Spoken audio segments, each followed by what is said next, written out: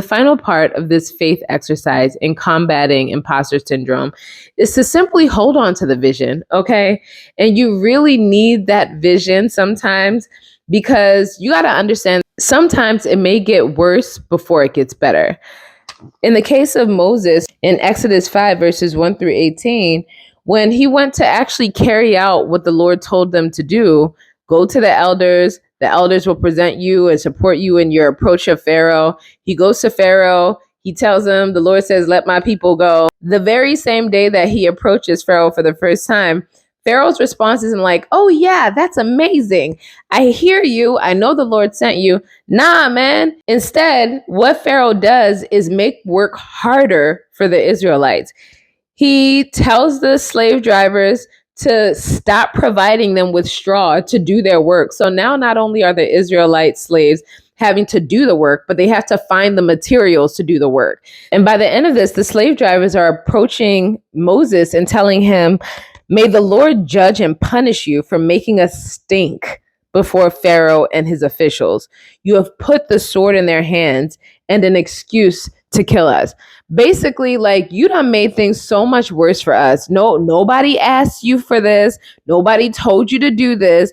And they're essentially like rebuking and berating him for doing the very thing that the Lord told Moses to do. We see all of this in Exodus chapter 5, verses 20 through 23. Moses, in his feelings, and rightfully so, Moses goes back to the Lord and he says to him, why have you brought all this trouble on your people? Like, why did you send me?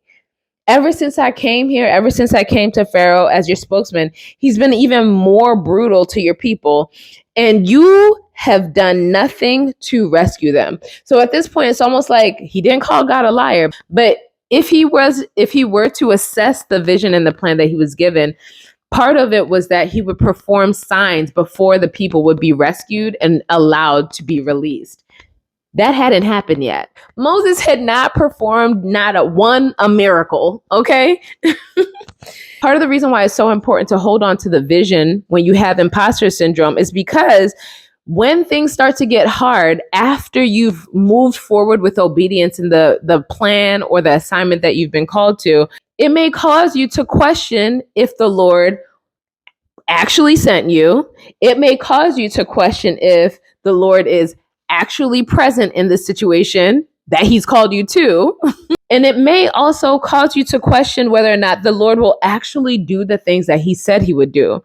God doesn't work on the same timeline that we do, okay? His timing is immaculate, and he operates on a completely different plane with completely different standards that we would never begin to understand. But all of this is to really make sure that his words hold true. In the moments when things start to get really hard in your imposter syndrome, go back to what the vision was that you were given and see where there may be any instructions or any points that haven't taken place yet, or any actions that you have yet to complete that you were told to do in the process of whatever the assignment was. You may find that these are the areas where you could, one, afford to be following better instructions, but also where you could afford to exercise some patience in allowing the Lord to do exactly what it is that he said he would do.